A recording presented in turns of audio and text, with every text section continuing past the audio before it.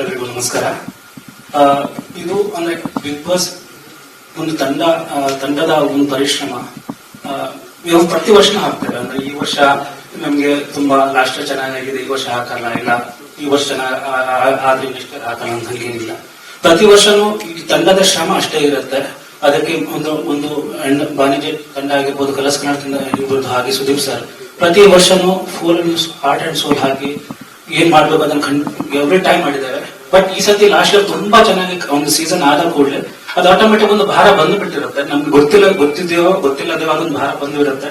ಅದು ಈ ವರ್ಷ ಸ್ವಲ್ಪ ಜಾಸ್ತಿ ಇದೆ. ಬಟ್ ಅದನ್ನ ಫುಲ್ಫಿಲ್ ಮಾಡೋದಕ್ಕೆ ನಮ್ಮ ಇಡೀ ತಂಡ, ಬಾಣಿಜ್ಯ ಇರ್ಬೋದು, ಕಲರ್ಸ್ ಕನ್ನಡ ಇರಬಹುದು, ನಮ್ಮ 100% ಹಾಕಿದ್ದೇವೆ. ಹೋಪ್ಫುಲಿ ಅಂದ್ರೆ ಕಂಟೆಸ್ಟೆಂಟ್ ಲಿಸ್ಟ್ ಇವತ್ತು ನಾವು ಆಲೋಕ್ ಸರ್ ಪ್ರೆಸೆಂಟ್ ಮಾಡಿದ್ರು. ಎವ್ರಿ ಒನ್ ಓಕೆ ಇದು ಚೆನ್ನಾಗಿದೆ ಅಂತ ಅನ್ನುವಷ್ಟು ನಮ್ಗೆ ಅನಿಸಿದೆ. ಹೋಪ್ಫುಲಿ ಜನರಿಗೂ ಅದು ಇಷ್ಟ ಆಗಬಹುದು ಅಂತ ಅನ್ಕೊಳ್ತೇನೆ. ಮತ್ತೆ ಎಸ್ಪೆಷಲಿ ಸುದೀಪ್ ಸರ್ ಬಗ್ಗೆ ಹೇಳಬೇಕು. ಯಾಕಂದ್ರೆ ಒಂದು ಅವ್ರು ಹೇಳಿದ್ರು ಇಲ್ಲ ಕಲರ್ಸ್ ಕನ್ನಡ ತಂಡ ಅಂತ, ಇಲ್ಲ ಒಂದು ಶೋನ ನಾವು ಒಂದು ಡಿಸೈನ್ ಮಾಡಬಹುದು ಅದನ್ನ, ಬಟ್ ಅದನ್ನ ತಗೊಂಡು ಹೋಗುವ ಒಬ್ಬ ಸೂತ್ರಧಾರ ಹೇಳಿದ್ರು ಅವರು. ಯಾಕಂದ್ರೆ ಎಷ್ಟೇ ನಾವು ಶ್ರಮ ಪಟ್ಟು ನಾವು ಕೆಲವೊಮ್ಮೆ ಏನಾಗುತ್ತೆ ನಮ್ದು ಒಂದು ಪ್ಯಾಟರ್ನ್ ಹೋಗ್ತಾ ಇರ್ತೇವೆ. ಅವ್ರು ಬಂದು ಇಲ್ಲೆಲ್ಲ ಇದು ಹಿಂಗಲ್ಲ, ಇದೊಂದು ಹಿಂಗ್ ಮಾಡಿದ್ರೆ ಬೆಟರ್ ಆಗುತ್ತೆ ಅಂತ ತುಂಬಾ ಸಲ ಸಜೆಷನ್ ನಮಗೆ ಕೊಟ್ಟಿರ್ತಿದೆ.